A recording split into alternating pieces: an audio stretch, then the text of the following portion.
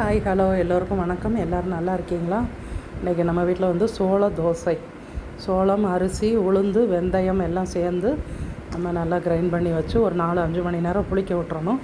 அதுக்கப்புறமா இந்த தோசை ஊற்றுறோம். சோளமும் அந்த வெந்தயமும் வெள்ளைச்சோளம் கலந்து அந்த தோசைக்கு அரைச்சி வச்சு அந்த புளிச்சு அதுக்கப்புறமா தோசை ஊற்றும் போது பார்த்திங்கன்னா வாசனை வந்து ரொம்பவே நல்லாயிருக்கும். சிறுதானியத்தில் எந்த இதில் தோசை ஊற்றினாலுமே வாசனை வந்து அவ்வளோ கமகமன்னு ரொம்பவே நல்லாயிருக்கும். எனக்கு ரொம்ப பிடிச்சதில் இந்த சோள தோசை ஒரு டிஷ் எனக்கு ரொம்ப பிடிச்சதில். இது வந்து கொஞ்சம் அப்படி மொந்தமாக ஊற்றி நம்ம கல் தோசை மாதிரி இந்த மாதிரி ஊற்றி எடுத்து அதில் வந்து சட்னி, ரோசாப்பு சட்னி சொல்லுவோம், அல்லது இப்போ என்னது தண்ணி சட்னி, கார சட்னிங்கிறோம் இல்லையா, கல்லுவண்டி கார சட்னி அப்படின்னு இதுக்கு பேர் வந்திருக்குது. முன்னாடியெல்லாம் இதுக்கு ரோசாப்பு சட்னி அல்லது வெங்காய சட்னி. சின்ன வெங்காயம் பூடு 10 பல், சின்ன வெங்காயம் 10 பல், பூடு ஒரு 4 பல் வச்சு நம்ம மிளகாய் வற்றலை அரைக்கிறதுக்கு ஒரு 5 நிமிஷத்துக்கு முன்னாடி தண்ணியில் நனைச்சி வச்சுக்கிடணும். அப்போ தான் இந்த கலர் கொடுக்கும், அந்த தொலியோட பிசுறு இல்லாமல் நல்லா அரைச்சி கொடுக்கும். நம்ம வந்து கம்மியில் வச்சு அரைக்கிறதா இருந்ததுன்னா அந்த மாதிரி ஊற வைக்க வேண்டாம். கல்லில் நல்லா இழுத்து அரைக்கும் போது அந்த தொலியெல்லாம் நல்லா அரைப்பட்டுரும்.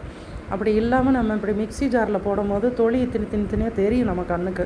அது இல்லாமல் இருக்கணும் அப்படின்னா லேசாக நம்ம மிளகாய் வற்றலையும் தண்ணியில் நனைச்சி வச்சுருந்துட்டு உப்பு போட்டு புளி வேணும்னா போட்டுக்கலாம், அல்லது தக்காளி ஒரு பழம் போட்டிருக்கேன் இன்றைக்கி. தக்காளி போட்டு அரைச்சாலே அந்த புளிப்பே போதுமானது. இதை அரைச்சி எடுத்துக்கிட்டு நல்லெண்ணெய் விட்டு தாளித்து சட்னியில் விடாமல் நல்லெண்ணெய் ஊற்றி கடுகு உளுந்து பருப்பு வெடித்ததும் அந்த கடாயில் அந்த சட்னியை ஊற்றி நல்லா ஒரு கொதி விட்டு கொஞ்சம் வற்றி வந்ததுக்கப்புறமா எடுத்து வச்சுருந்தோன்னு வைங்க. 2-3 நாள் வெளியிலேயே ஃப்ரிட்ஜில் வைக்கணும்னு அவசியம் இல்லை. இருந்தாலே சட்னி ரொம்ப சூப்பராக இருக்கும். நம்ம தேவைக்கு தான் பண்ணுறோம். இன்றைக்கி நைட்டுக்கு எடுத்தோமா அதான் காலி ஆகிடும். அந்த மாதிரி தேவைக்கு நம்ம இப்போ பண்ணி சாப்பிட்றோம். சொல்கிறேன், அந்த மாதிரி வெளியிலேயே ஃப்ரிட்ஜ் இல்லாத காலத்தில் கூட இந்த சட்னி வச்சுருப்பாங்க. வெளியில் டூர் போகிறதா இருந்தால் இதை அரைச்சி எடுத்துகிட்டு போவாங்க. அவ்வளோ சூப்பராக இருக்கும். இந்த தோசை ஏன் இப்படி மொந்தமாக ஊற்றிருக்கிறேன் அப்படின்னா, நைஸு ஊற்றி பார்த்தேன். அது நைஸ் வந்து கல்லில் ஊற்றும் போது நல்லா தான் இருந்தது. ஆனால் எடுக்கும் போது பாருங்கள் பிஞ்சு போச்சு, நல்லா வரல. அது ஒரு மாதிரி தோசை வந்து கொஞ்சம் பிஞ்சு போச்சு எடுக்கிறதுக்கு.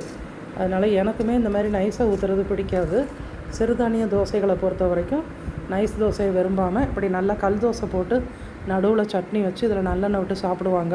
அவ்வளோ சூப்பராக இருக்கும். அந்த நடுவில் உள்ள பகுதியை லாஸ்ட்டில் சாப்பிடும் போது அமிர்தமாக இருக்கும். யாருக்குமே ஷேர் பண்ண கூட நமக்கு மனசு வராது. அவ்வளோ சூப்பராக ஆப்டாக இருக்கும். எல்லோரும் செஞ்சு சாப்பிட்டு பாருங்கள். எங்கள் வீட்டுக்கு சாப்பிட வாங்க. நன்றி, வணக்கம். Thank you so much.